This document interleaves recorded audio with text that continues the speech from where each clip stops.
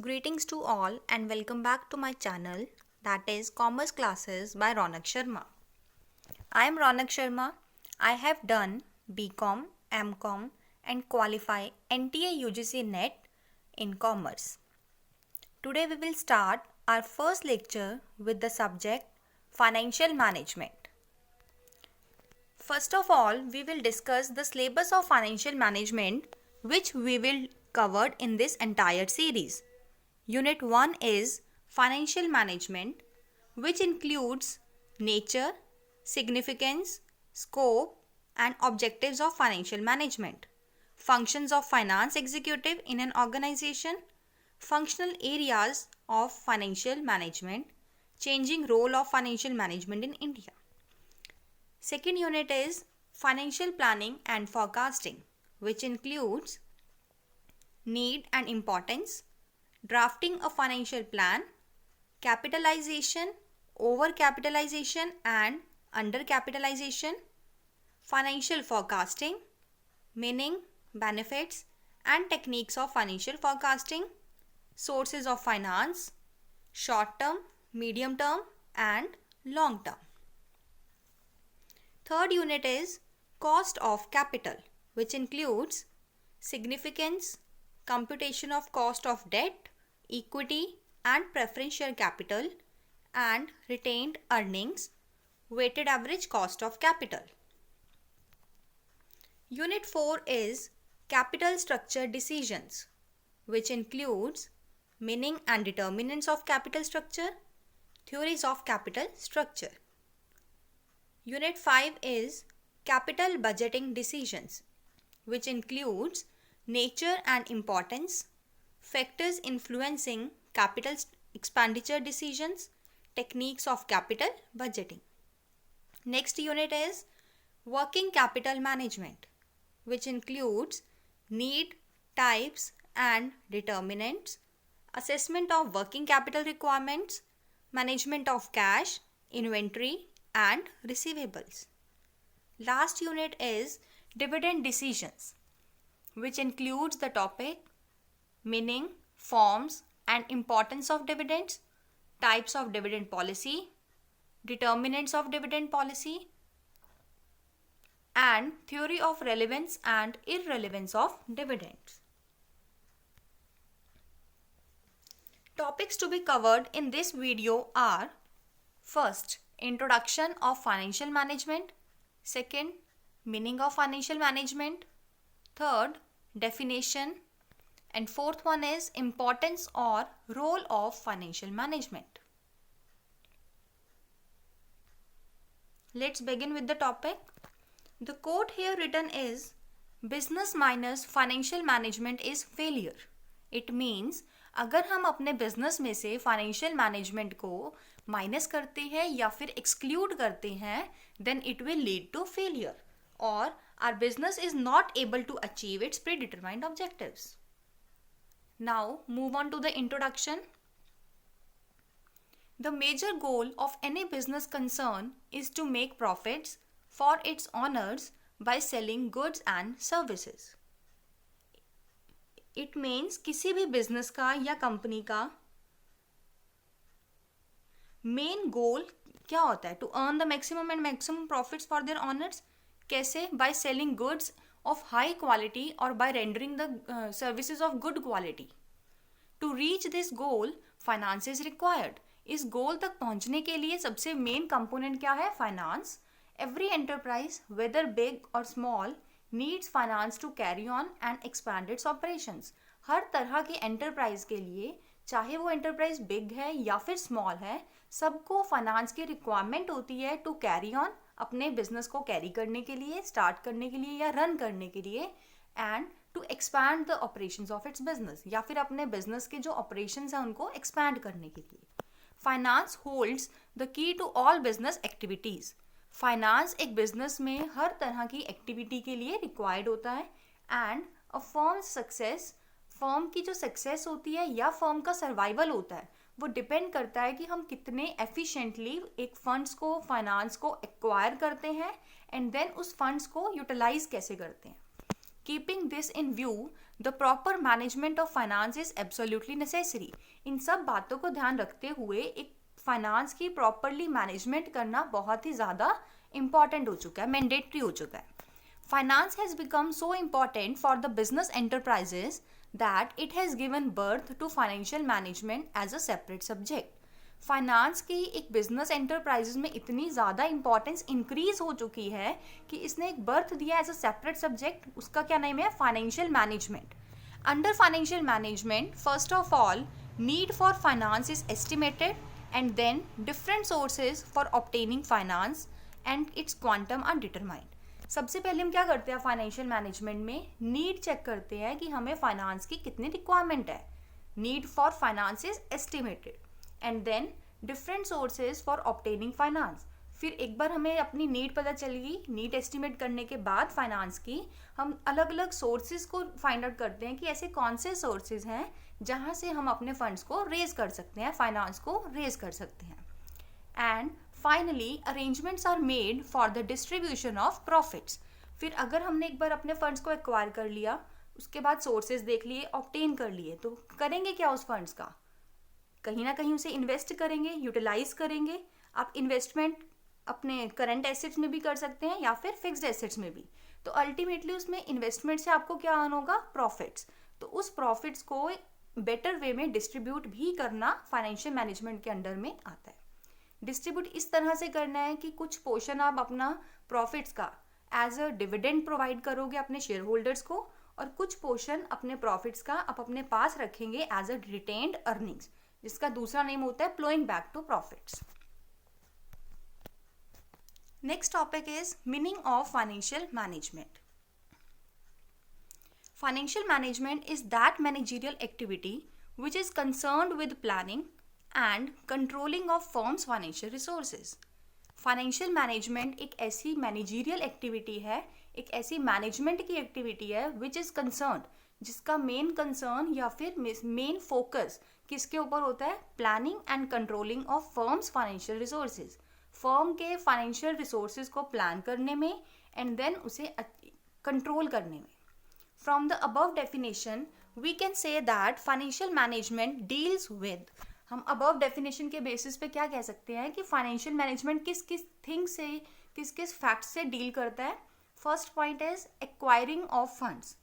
First thing he क्या होती है कि आपने अपने फंड्स को एक्वायर करना है। एक बार आपने अपनी नीड्स को एस्टिमेट किया, आपके बिजनेस को रन करने के लिए या फिर स्मूथली रन करने के लिए कितने फंड्स की रिक्वायरमेंट है, आफ्टर दैट आप अरेंज करते हो, अपने एक्वायरमेंट करते हो फंड्स की। अगर आपके फंड्स एक्वायर हो गए, देन सेकेंड स्टेप क्या होता है? उस फंड्स को यूटिलाइज करना। मीन्स अपने एक्वायर्ड फंड्स को कहीं प्रॉफिटेबल इन्वेस्टमेंट पर लगाना। ठीक है, आप कहीं पे भी लगा सकते हो, whether to invest in fixed assets और whether to invest in current assets. After that हम जब इन्वेस्ट करेंगे तो माइंड में एक थिंग ध्यान रखनी है कि जो हमारी प्रॉफिटेबिलिटी है फर्म की, वो इंक्रीज होनी चाहिए। तो थर्ड पॉइंट क्या है? Increasing profitability of the firm. जब आपके फर्म की प्रॉफिटेबिलिटी इंक्रीज होगी तो अल्टीमेटली इफेक्ट क्या पड़ेगा? वैल्यू ऑफ द फर्म भी इंक्रीज होगी। जो मार्केट वैल्यू है आपके फर्म की, वो भी क्या हो जाती है? मैक्सिमम। तो डी पॉइंट है maximizing the value of the firm. In other words, financial management refers to that branch of management which is concerned with the effective acquisition and use of money.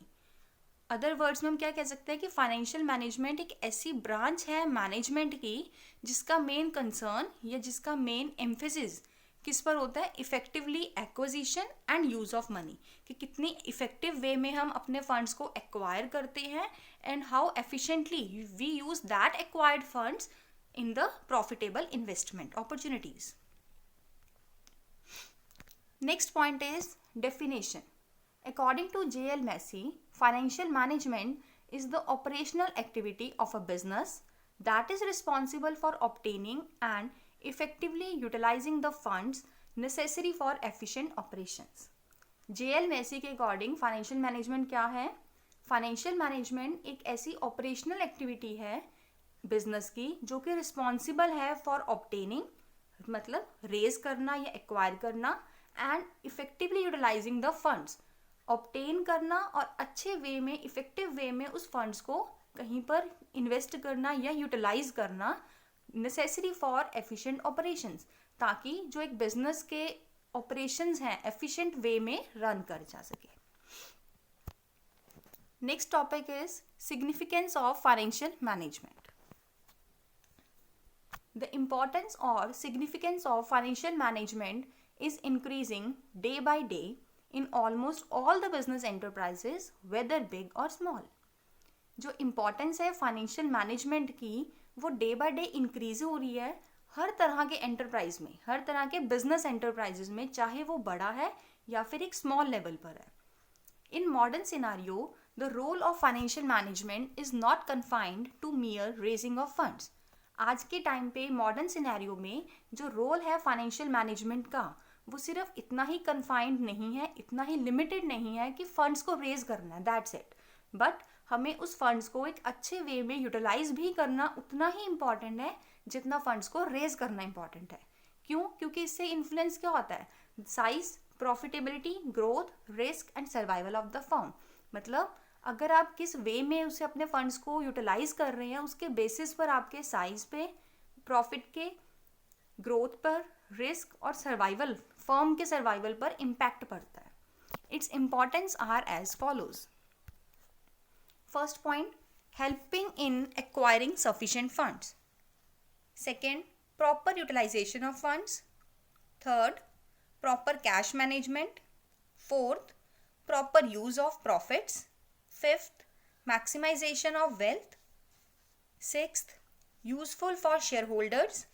Seventh, useful for investors. And last one is useful for banks, financial institutions, etc. Now we will discuss these points of importance in detail one by one. First point is helpful in acquiring sufficient funds. ये हम introduction से ही एक word use कर रहे हैं, acquisition of funds. Means अपने funds को acquire करना जितने आपकी सफिशिएंट अमाउंट में चाहिए. Financial management is helpful in assessing the financial needs of the business. Financial management क्या हेल्प करता है एक बिजनेस को कि उसे फाइनेंस की कितनी रिक्वायरमेंट है, कितने फंड्स उसे चाहिए ताकि एक बिजनेस का जो वर्किंग है वो स्मूथली वे में रन कर सके. After that preparing an optimum capital structure. फिर अगर एक बार एक फर्म ने ये चीज़ एस्टिमेट कर ली कि कितने उसको फंड्स की रिक्वायरमेंट है, आफ्टर दैट वो क्या करेंगे, प्रिपेयर करते हैं ऑप्टिमम कैपिटल स्ट्रक्चर. मींस कितने परसेंटेज ऑफ अमाउंट वो डेट से एक्वायर करेंगे और कितने परसेंटेज ऑफ अमाउंट वो इक्विटी से अपना एक्वायर करेंगे. मींस सोर्सेज चेकआउट करना. And then raising the finance from appropriate sources of finance. उसके बाद जो भी सुटेबल सोर्स ऑफ फाइनेंस लगता है बिजनेस कंसर्न को, वहाँ से वो क्या कर लेंगे, फंड्स को रेज कर लेंगे या फिर एक्वायर कर लेंगे. Second point is proper utilization of funds. Only acquire करना फंड्स को एक बेटर वे में सफिशिएंट नहीं होता जब तक आप उस अमाउंट को या फिर उस फंड्स को एक बेटर वे में यूटिलाइज नहीं करते, तब तक आपके लिए वो चीज़ बेनिफिशियल नहीं होती. Financial management uses the funds in such a way that the maximum benefit is derived from them. Financial management help करता है एक बिजनेस कंसर्न को कि वो अपने फंड्स को इस तरह से, इस वे में यूज़ करें ताकि जो उनसे मिलने वाला बेनिफिट है वो आपको मैक्सिमम टू मैक्सिमम रिसीव हो सके. The benefits received from their use are compared with their cost. जो बेनिफिट्स रिसीव होंगे आपको उनके यूज़ से, मतलब यूज़ यहाँ पे क्या डिनोट कर रहा है, अगर आप इन्वेस्टमेंट करेंगे कहीं फंड्स की तो वहाँ से जो भी बेनिफिट्स होगा आप उसको कंपेयर करते हैं अपनी कॉस्ट से. कॉस्ट कौन सी है यहाँ पर, जो आपने फंड्स को एक्वायर करते के टाइम कॉस्ट बियर की थी. बेनिफिट्स को कॉस्ट से कंपेयर करते हैं, जो आपको best optimum utilization of funds लगता है उसके बेसिस पर आप वहाँ पे इन्वेस्टमेंट करेंगे. थर्ड पॉइंट है proper cash management. Financial management assesses various cash needs at different times and then arranges cash for meeting these needs. Financial management क्या करता है, हेल्प करता है असेस करने में वेरियस कैश नीड्स को, कहाँ कहाँ या कौन कौन सी आपकी कैश की रिक्वायरमेंट्स हैं एक डिफरेंट टाइम्स पर, and then arranges cash for meeting these needs. फिर हेल्प करता है एक बिजनेस कंसर्न को कि वो नीड्स को फुलफिल करने के लिए, मीटिंग करने के लिए उनकी कहाँ कहाँ से वो अपने कैश की रिक्वायरमेंट को अरेंज कर सकता है। कैश में बी नीडेड। कैश वैसे तो देखा जाए हर तरह की एक्टिविटी को परफॉर्म करने के लिए आपको फंड्स की रिक्वायरमेंट पड़ती है, लेकिन कुछ एग्जांपल्स हैं like purchase of raw material. अगर आपको रॉ मटेरियल परचेज करना है तो आपको कैश की रिक्वायरमेंट पड़ेगी। Then payment of creditors, payment of wage bills, and for paying day-to-day expenses. Financial management ensures that neither there is shortage of cash nor it is idle. Financial management एक business concern को assurance provide करता है कि ना ही तो उनके पास shortage होगी funds की, कैश की, और ना ही उनके पास इतना अबंडेंट अमाउंट में कैश अवेलेबल होगा कि वो आइडल पड़ा रहे। बिकॉज अगर आपके पास अबंडेंट अमाउंट में कैश तो है, बट अगर आप उसे इन्वेस्ट नहीं करते तो उस कैश का या उस फंड्स का आपका कोई भी बेनिफिट नहीं होता। Next point is proper use of profits. First point हमने क्या रीड किया था कि एक्विजिशन करना प्रॉफिट्स फंड्स का, देन उसे यूटिलाइज करना बेटर वे में। यूटिलाइज कैसे, मतलब आपने कहीं से प्रोडक्टिव चैनल्स में इन्वेस्ट करना था अमाउंट को। अब जब आप प्रोडक्टिव चैनल्स पर उसे इन्वेस्ट करेंगे तो अल्टीमेट इफेक्ट आपको क्या मिलेगा, प्रॉफिट्स अर्न होंगे। तो उस प्रॉफिट्स को बेटर वे में, जुडिशियस वे में आपको उसे यूज भी करना है। Judicious use of profits is essential for expansion and diversification of the concern. Judicious use करना प्रॉफिट का बहुत ही ज़्यादा इम्पॉर्टेंट है ताकि आप अपने बिजनेस को, अपने कंपनी को एक्सपैंड कर सकें एंड डाइवर्सिफाई कर सकें अपने कंसर्न को। Although the plowing back of profits is the best source of finance, but it clashes with the interest of shareholders. हालांकि जो प्लोइंग बैक ऑफ प्रॉफिट्स है वो बेस्ट सोर्स माना गया है फाइनेंस का, लेकिन उसका क्लैश हो जाता है शेयर होल्डर्स के इंटरेस्ट के साथ। प्लोइंग बैक ऑफ प्रॉफिट्स क्या होता है, जैसे जो आपके प्रॉफिट्स होते हैं उसका कुछ पोर्शन आप अपने पास रखते हैं रिटेन अर्निंग के तौर पर, उसे ही हम बोलते हैं प्लोइंग बैक ऑफ प्रॉफिट्स। अगर एक बिजनेस कंसर्न सारे के सारे अमाउंट्स अपने पास एज ए रिटेन्ड अर्निंग रखते हैं, देन शेयर होल्डर्स जो होते हैं वो डिमांड करेंगे अपने डिविडेंड की, तो उनके बीच में क्या हो जाती है, क्लैशेस हो जाते हैं। शेयर होल्डर्स एंड कंपनी के बीच में अल्टीमेट क्या होता है, क्लैशेस हो जाते हैं। तो आप ऐसा भी नहीं कर सकते कि सारा 100% आप क्या करो, प्लोइंग बैक ऑफ करो, या फिर आप सारा का सारा एज अ डिविडेंड डिस्ट्रीब्यूट कर दो अपने शेयर होल्डर्स को। Then shareholders desire that a fair amount of profit be distributed. तो शेयर होल्डर्स क्या चाहते हैं कि एक fair amount of profit distribute होना चाहिए। मीन्स कुछ पोर्शन कंपनी प्रॉफिट्स का अपने पास रखे as a dividend, as a retained earnings, and कुछ पोर्शन अपने शेयर होल्डर्स को डिस्ट्रीब्यूट करें as a dividend. Financial management prepares a suitable dividend policy and maintains a balance between dividend and ploughing back of profits. तो financial management क्या करता है, help करता है एक बिजनेस कंसर्न को प्रिपेयर करने में suitable dividend policy and maintain करने में एक balance between the dividend and flowing back of profits. Next point is maximization of wealth. Financial management ensures that investment decision, financing decision, and dividend policy decision are taken in such a way that they result in maximization of the wealth of the concern. Financial management क्या करता है, assure करता है company को कि उसके जो investment decision है, मतलब कहाँ उसने इन्वेस्ट करना है, ऐसे कौन से एसेट्स हैं जहाँ पर वो इन्वेस्ट करें। नेक्स्ट है फाइनेंसिंग डिसीजन, अपने फंड्स को, अपने फाइनेंस को कहाँ कहाँ से वो एक्वायर करे, मतलब सोर्सेज क्या होंगे फंड्स को रेज करने के। And then dividend policy decision, जो अल्टीमेट आपकी इन्वेस्टमेंट से आपको जो प्रॉफिट्स अर्न होंगे उसके बेसिस पर हम ये करते हैं कि कितना पोर्शन आपने रिटेन्ड अर्निंग के तौर पर रखना है या फिर कितना डिविडेंड के तौर पर आपने डिस्ट्रीब्यूट करना है as a to your shareholders, are taken in such a way. तो ये तीनों ही जो डिसीजन लिए गए हैं वो इस तरह से लिए जाते हैं कि आपकी जो वेल्थ मैक्सिमाइजेशन हो फर्म की, आपकी कंपनी की वेल्थ मैक्सिमाइजेशन हो सके। Any financial action which creates wealth is accepted and which does not create wealth is rejected. कोई भी फाइनेंशियल एक्शन जो क्रिएट करता है वेल्थ, इंक्रीज करता है वेल्थ ऑफ द कंपनी, उस टाइप के आप फाइनेंशियल एक्शन को क्या कर लोगे, एक्सेप्ट, और ऐसा कोई फाइनेंशियल एक्शन जो क्रिएट नहीं करता कंपनी की वेल्थ को, आप उस एक्शन को क्या कर दोगे, reject. Next point is useful for shareholders. Shareholders are the real owners of the company. हम सब जानते हैं शेयर होल्डर्स क्या होते हैं, रियल ऑनर्स होते हैं कंपनी के, but because of their large number, बहुत ज़्यादा स्प्रेड, मतलब बहुत ज़्यादा अमाउंट में या बहुत ज़्यादा नंबर में होते हैं ये, they can not directly participate in the management. क्योंकि ये स्कैटर्ड होते हैं ऑल ओवर द वर्ल्ड, तो इनका पॉसिबल नहीं होता कि सारे एक जगह पे गैदर हो सके और मैनेजमेंट को ये प्रॉपरली लुक आउट करें. तो ये क्या करते हैं, ये पॉसिबल नहीं होता कि डायरेक्टली पार्टिसिपेट करें मैनेजमेंट में.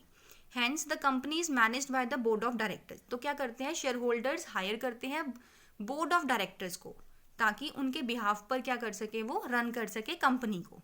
If a share holder has a sufficient knowledge of financial management, he can analyse the profitability and financial position of the company. अगर शेयर होल्डर के पास सफिशिएंट नॉलेज होगी फाइनेंशियल मैनेजमेंट की, means उसे अच्छे से knowledge है कि कैसे कैसे फाइनेंशियल मैनेजमेंट में वर्क किया जाता है, then he can analyse the profitability. फिर वो एनालाइज कर सकते हैं कि क्या उनके प्रॉफिट्स हैं, कितनी प्रॉफिटेबिलिटी है कंपनी की, या फिर क्या फाइनेंशियल पोजीशन है कंपनी की, and can assess whether the company is being efficiently managed और नॉट. और ये भी वो असेस कर सकते हैं कि क्या जो बोर्ड ऑफ डायरेक्टर्स हैं शेयर होल्डर्स के बिहाफ पे जो रन करते हैं कंपनी को, क्या वो एफिशिएंटली मैनेज कर रहे हैं बिजनेस को या फिर नहीं. 7th point is useful for investors. If the investors have sufficient knowledge of the principles of financial management, अगर किसी भी पोटेंशियल इन्वेस्टर के पास सफिशिएंट नॉलेज होगी फाइनेंशियल मैनेजमेंट के प्रिंसिपल से related, then they will be able to decide whether a company's securities should be purchased or not. तो वो decide कर सकते हैं उसके बेसिस पर कि क्या कंपनी की सिक्योरिटीज को परचेज करना चाहिए या नहीं. मीन्स परचेज वो तभी करेंगे ना कि अगर उन्हें लगेगा कि इस कंपनी की सिक्योरिटीज उनके लिए प्रॉफिटेबल हैं भी या नहीं. They need not to depend upon the advice of the brokers. तो उन्हें, अगर उनको खुद को ये नॉलेज है फाइनेंशियल मैनेजमेंट के प्रिंसिपल्स की, तो उन्हें डिपेंड होने की रिक्वायरमेंट नहीं होती किसी की भी ब्रोकर्स की एडवाइस के बेसिस पर. Last point is useful for banks, financial institutions etcetera. Knowledge of the principles of financial management is useful to the banks and financial institutions because such knowledge helps them to decide whether a loan should be sanctioned to a particular concern. Financial management banks के लिए या फिर other financial institutions के लिए भी helpful है, क्योंकि financial management help करता है इन सबको कि वो उनको नॉलेज मिल सके कि क्या इन बिजनेस कंसर्न को लोन सैंक्शन करना है या नहीं. मीन्स क्या प्रॉफिटेबिलिटी है, क्या वो बिजनेस कंसर्न टाइमली बेसिस पर पे कर पाएगा लोन अपना या नहीं. For this reason financial experts are appointed in this institutions. इसी रीजन से क्या करते हैं, फाइनेंशियल एक्सपर्ट्स को अपॉइंट किया जाता है इन सारे इंस्टीट्यूशंस में. I hope you all understand these topics. Thanks and have a great day.